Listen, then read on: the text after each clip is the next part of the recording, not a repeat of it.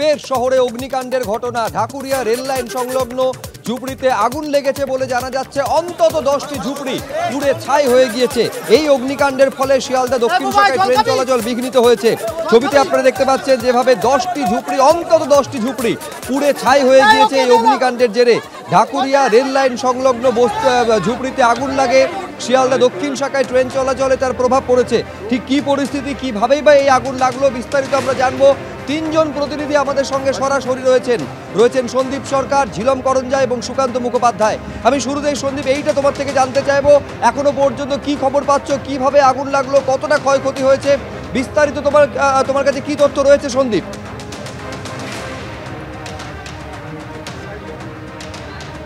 দেখো, ঢাকুরিয়া এবং যাদবপুর স্টেশনের মাঝামাঝি অংশে যে রেল লাইনের ধারের ঝুপড়ি, সেই ঝুপড়িতেই আজকে আগুন লেগেছে। আনুমানিক প্রায় 1:45 নাগাদ এই আগুনটা লাগে। তুমি দেখতে পাবে যে এই অগ্নিকাণ্ডের জেরে ঝুপড়ি যেগুলো রয়েছে সেই ঝুপড়ির একটা অংশ সম্পূর্ণ পুড়ে গিয়েছে। আমার সঙ্গে রয়েছেন অপূর্ব মাঝি, আমার ক্যামেরা পার্সন, তাকে দেখাতে বলবো। রেল লাইনের একেবারে গায়ে যে ঝুপড়ি, সেই ঝুপড়িগুলিতে আগুন লেগেছে। সেই আগুনে যে ঝুপড়িগুলি পুড়েছে সেখানে দমকল বাহিনী আগুন নেভানোর কাজ চালাচ্ছেন। দমকলের এখনো পর্যন্ত 3টি ইঞ্জিন ঘটনাস্থলে রয়েছে। সমস্যা যেটা হচ্ছে যে এই ঝুপড়ির কাছাকাছি অংশে দমকল বাহিনী পৌঁছতে পারেনি। তার কারণ মাঝখানে রেল লাইন রয়েছে, রেল লাইনের অপর প্রান্তে দমকলের ইঞ্জিন নিয়ে এসে সেখান থেকে জল দিয়ে আগুন নেভানোর কাজ তারা চালাচ্ছেন। প্রত্যেকটি যে ঝুপড়ি পুড়েছে, প্রত্যেকটা ঝুপড়ি কিন্তু নিচের অংশে একটি পরিবার থাকে, তার ওপরের অংশে দোতলার মতো তৈরি করে সেখানে আরেকটি পরিবারের বাস। এইভাবে প্রায় গোটা দশেক পরিবার তারা আজকে রাতারাতি রাস্তায় এসে দাঁড়িয়েছেন এই অগ্নিকাণ্ডের জেরে।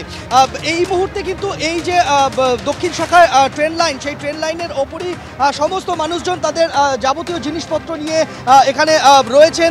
এখানেই কিন্তু দমকল বাহিনী এসে আগুন নেভানোর কাজ চালাচ্ছে। এই জায়গা দিয়েই দক্ষিণ শাখায় ট্রেন চলাচল সম্পূর্ণ বন্ধ রাখা হয়েছে। তার কারণ ট্রেন চলাচল করলে এখানে আগুন নেভানোর ক্ষেত্রে সমস্যা হবে।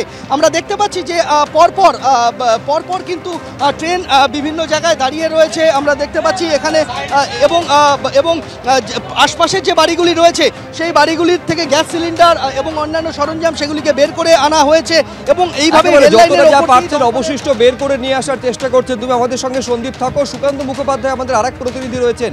নিত্যযাত্রীরা এটা জানেন সুকান্ত যে ঢাকুরিয়া রেল লাইন, এই তার দুপাশে প্রচুর ঝুপড়ি রয়েছে। স্থানীয় বাসিন্দারা কি বলছেন, কিভাবে আগুন লাগলো, কি অনুমান করছেন, কি সন্দেহ করছেন তারা, আগুন লাগলো কিভাবে? দেখো, দুপুর 1টার কিছু পরে যেটা স্থানীয় বাসিন্দারা জানাচ্ছেন, কিছু একটা ফাটার শব্দ তারা শোনেন এবং সেই বিকট আওয়াজের পরে তারা দেখেন। সরাসরি ঘটনাস্থলে ছবি তোমাকে দেখাবো। এই মুহূর্তে যেটা খবর, প্রায় 15 থেকে 20টি ঘর সম্পূর্ণ পড়ে গিয়েছে এবং এটি হচ্ছে তোমার বাবুবাগান বস্তি বলে পরিচিত।